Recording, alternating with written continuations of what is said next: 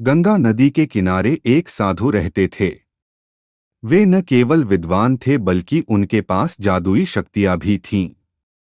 एक दिन वे ध्यान में मग्न थे, तभी बांस की चोंच से एक चूहिया छूटकर उनके हाथों में आ गिरी।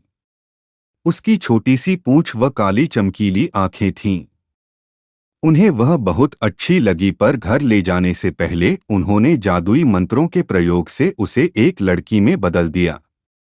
वे उस लड़की को घर ले जाकर पत्नी से बोले, तुम हमेशा से संतान चाहती थी न, तो लो आज से यही हमारी पुत्री है, इसे पूरी देखभाल व स्नेह से पालो। साधु की पत्नी भी अपनी पुत्री को देख प्रसन्न हो उठी। वह उसे राजकुमारी की तरह पालने लगी। साल बीतते गए, नन्ही लड़की एक सुंदर युवती बन गई।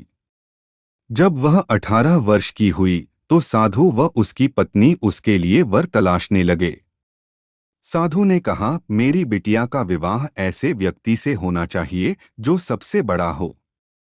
मेरे हिसाब से सूर्य ठीक रहेगा। पत्नी ने भी हामी भरी। उन्होंने जादुई मंत्रों के प्रयोग से सूर्य को नीचे बुला लिया। उन्होंने उसे अपनी पुत्री से विवाह करने को कहा, पर पुत्री ने पहले ही न कर दी।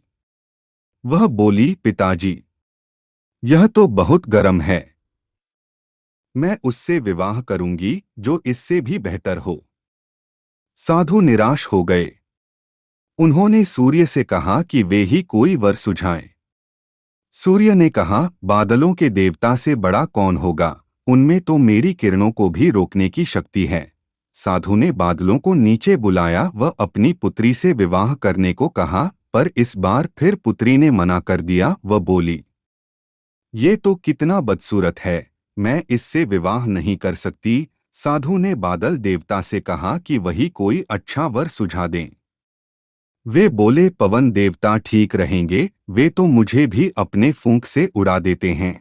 साधु ने पवन देवता को बुलाकर अपनी पुत्री से विवाह करने को कहा। पुत्री ने फिर इनकार कर दिया। वह बोली, मैं इससे शादी नहीं करूंगी।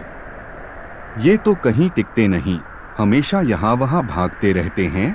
साधु ने पवन देव से पूछा, क्या मेरी पुत्री के लिए ऐसा वर हो सकता है जो आपसे भी बेहतर हो? पवन देव ने कहा कि पर्वत देव मजबूत व ऊंचे हैं, वे मेरा भी रास्ता रोक देते हैं। साधु ने पर्वत देवता से कहा कि वह उसकी पुत्री से विवाह कर लें।